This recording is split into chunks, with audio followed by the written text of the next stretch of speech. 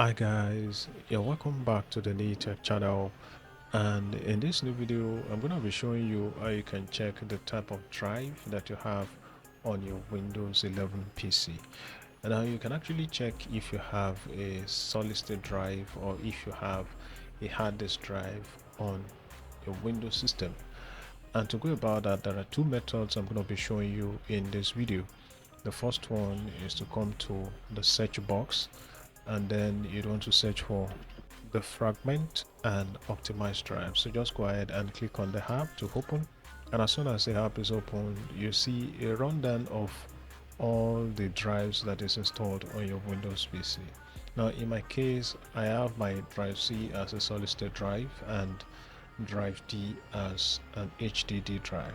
So that's the first method to check the drives that you have on your system.